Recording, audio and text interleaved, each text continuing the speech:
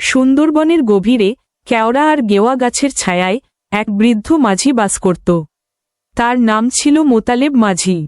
বয়সের ভারে নুয়ে পড়লেও নদীর স্রোত, জোয়ার ভাটা আর বনের ভাষা যেন তার রক্তে মিশেছিল।